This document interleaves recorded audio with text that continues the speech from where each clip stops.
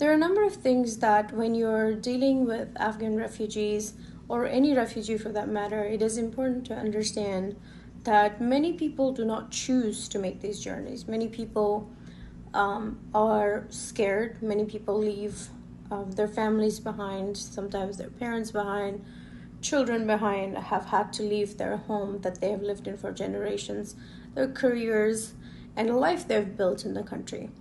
So, knowing that leaving was the only way they could stay alive, and coming to the USA is um, an opportunity that they have for safety and to start start a life without threats, with freedom. But that also doesn't take away from the issue or the emotional burden and trauma that one carries when you become an immigrant, when you become a refugee, when you leave everything behind that you have known. And you have to deal with the new opportunities comes a lot of challenges, one of that being whether that's cultural, that's religion or language or the communities you live in. So this is something I want to remind everyone and to tell everyone that whenever you meet a refugee, be it from Afghanistan or another country, always put the human emotion first, and then they're refugees. So that is a very important aspect of interacting with vulnerable populations, to remember that it is the human aspect, it is their humanity, like everybody else.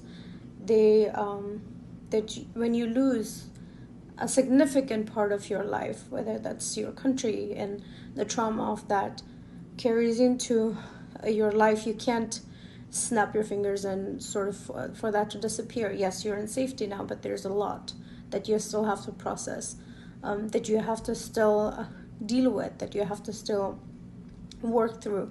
So that is an important lens to look through.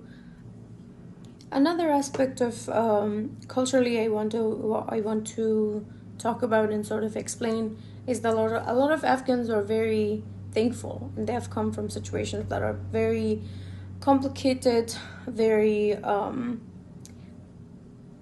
unimaginable for someone who hasn't gone through it. But at the same time, one has to understand that if you were independently living and suddenly for every small little need in your life, for your children, for your wife, for yourself, you depend on many generous and helping hands, nonetheless you are dependent and you're sort of looking for help, and that sometimes does not come easy. So there's a lot of process of having to not only understand and accept that you're in need of help, but that help is not necessarily because you needed help you're less human. That is from processing from someone who receives help and who are in refugee sort of position or vulnerable position. Another side of that discussion is that when you're interacting with people and you're telling them that they should be happy, that they're in safety, that they're, they have to be grateful, sometimes that comes across as condescending because this person is already internalizing a lot of the help they're receiving and their inability to sort of carry their own weight in a new situation or until they get on their feet.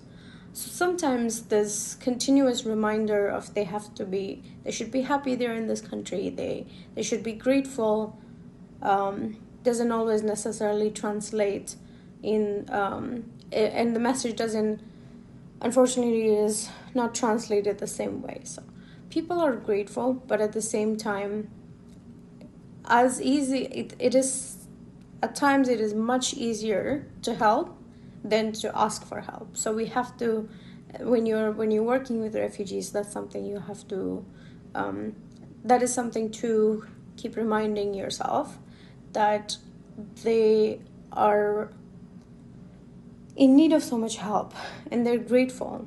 But at the same time, this is a new transition. They were in positions where they were helping other people. They were completely independently living. And now suddenly they're completely dependent on everybody else and on everybody's help. So that's something one has to remember. Sometimes receiving help is much more complicated, much more difficult than helping. So there are cultural differences to account for when we're interacting with Afghan refugees, particularly when it comes to gender role, as well as interacting with opposite gender. For many Afghan women, it is not common to hug or to shake hands with opposite gender, unless they're family members or the people that they have. And it's different from a family to another family, but most of the time it is safe to not be the first one to initiate it, because it's just causes a lot of confusion, as well as awkwardness of not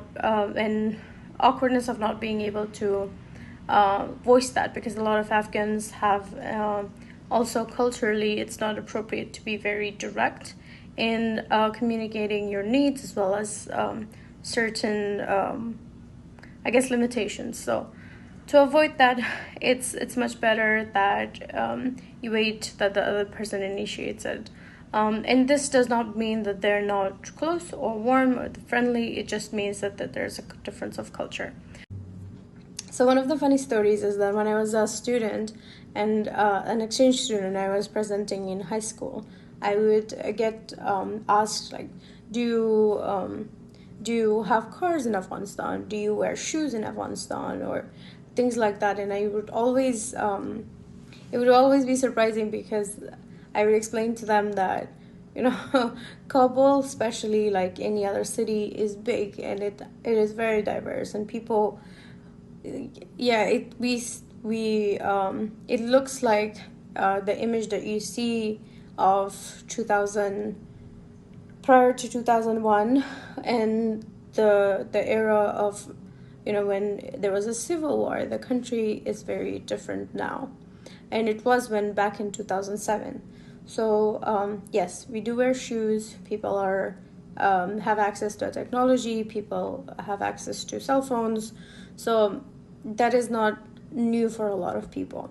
Also, I often get asked when where are you from? And I would be like, I'm Afghan, and they would say, well, you don't look Afghan. And it always makes me smile, but always makes me think people have certain stereotypes about Afghans and what they look like, what they speak like, and what they're supposed to look like. And it is important to understand that Afghanistan is very diverse, culturally, religion-wise, as well as appearances. So it's good to do some research and to listen to people when they talk about Afghanistan, and when they're telling you about their culture in Afghanistan and their family and the diversity in Afghanistan.